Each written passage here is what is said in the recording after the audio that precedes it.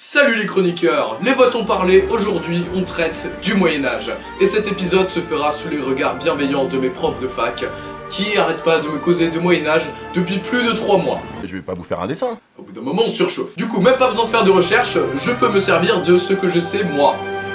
Et dès de mes cours, il faut pas déconner. Je profite de ce début de vidéo pour vous dire que si le Moyen-Âge ne fait, selon la plupart des gens, que 1000 ans, il a quand même été vachement difficile de faire un épisode condensé là-dessus, et qui garde un certain sens. Mais je suis le genre de gars qui adore se lancer des défis, alors le Moyen-Âge en 5 minutes, 5, 4, 3, 2, 1, c'est parti.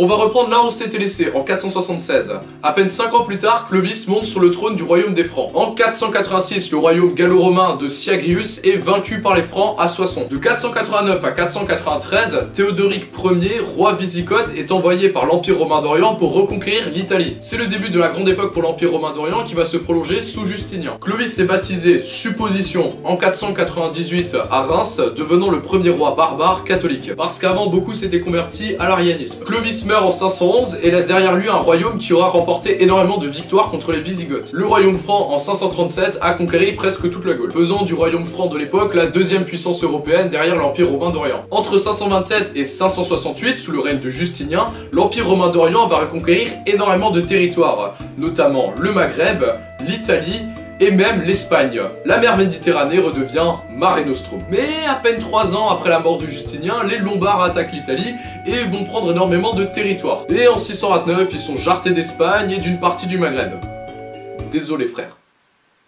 T'auras essayé. En Occident, grâce au magnifique système d'héritage qui donne une part égale du royaume à chacun des fils du roi qui meurt, rien que de gamins c'est le bordel, alors imaginez encore plus, on a droit à l'apparition de la Neustrie, de l'Austrasie et du Burgondie. En 687, la bataille du Tertry va donner un avantage certain à l'Austrasie sur la Neustrie. Mais en attendant, parlons d'un mec nommé Mohamed qui à la fin du 7e siècle va révolutionner l'histoire du monde. Le début de l'ère musulmane, l'hégire, est fixé au 19 juillet 622. Je sens que des malins vont dire que c'est le 16 juillet, mais absolument pas, vous vous trompez de calendrier les gens. Cela mène à la création de l'Empire arabe, encore une fois je simplifie à mort, qui va conquérir un territoire de ouf gueudin en seulement un siècle.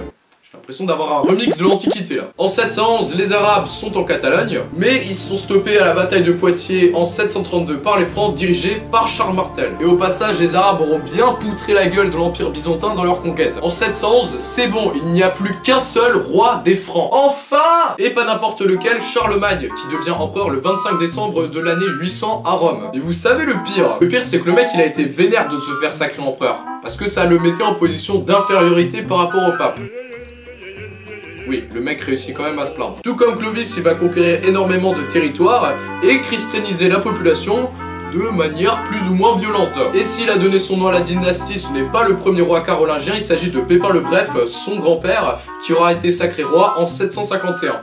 Et en 754 par le pape. En 843, grâce au magnifique système de redistribution du royaume, les petits-fils de Charlemagne vont se partager au traité de Verdun l'empire carolingien, après énormément de guerres de succession qui ont bien affaibli l'empire. C'est d'ailleurs une joyeuse époque où Paris est pillé en 845 par les Vikings et Rome en 846 par les Sarrasins. Rome est une victime, souvenez-vous-en toujours. En 888, alors que Charles le Gros avait tant bien que mal réussi à unifier l'empire carolingien, celui-ci va exploser à sa mort et mener à la création d'énormément de royaumes qui vont pour la plupart dire aux Carolingiens que c'est fini, on n'a plus envie de vous. Et surtout cette date est très importante car elle marque le début de la société féodale. Roland, chef viking en 911 au traité de Saint-Clair-sur-Epte, réussit à acquérir la Normandie, pas très loin de Paris, mais devient pour le coup un vassal du roi des Francs. En 919, c'est le début de la dynastie ottonienne en Germanie, et en 987, en Francie occidentale, c'est le début de la dynastie capétienne. En 1095, au concile de Clermont, le pape Urbain II décide de lancer la première croisade. Bon, écoutez, je vais sauter le chapitre croisade, Hérodote.com l'explique de toute manière bien mieux que moi sur sa chaîne. Lien dans la description. En 1066, Harold est tué à la bataille d'Hastings par Guillaume le Conquérant, qui devient roi d'Angleterre. Dites-vous que cette bataille, qui est peut-être l'une des plus grandes du Moyen-Âge, a opposé à peine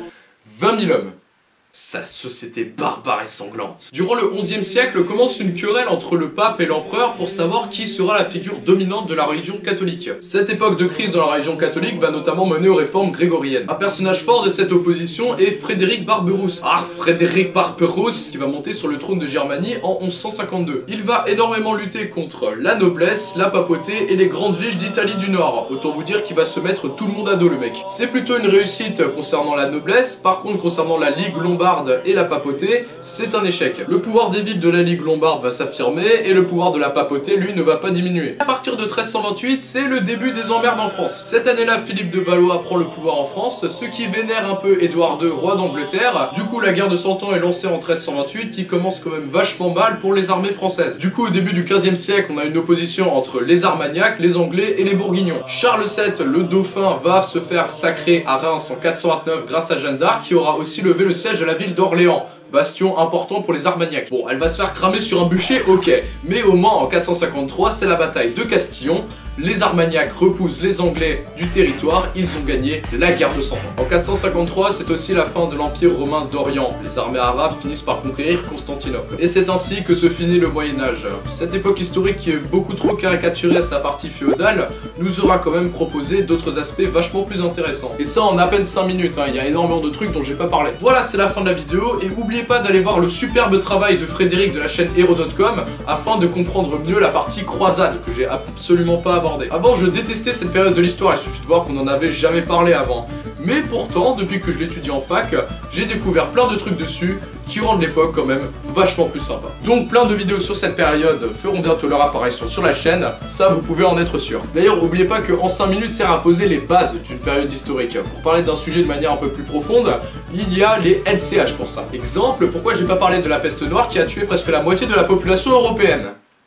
Parce que j'en parlerai dans un LCH. Oh mon dieu, ce teaser! N'oubliez pas le like, ça fait toujours plaisir. L'abonnement si ce n'est pas encore fait. Tu peux laisser un commentaire pour laisser tes suggestions pour les prochaines vidéos. On parlera des temps modernes la prochaine fois. Et n'oubliez pas de partager, car le partage ça fait grandir la chaîne et ça c'est cool. Allez les chroniqueurs, à la prochaine. Histoire par passion, YouTube pour métier. À bientôt pour de prochaines chroniques historiques.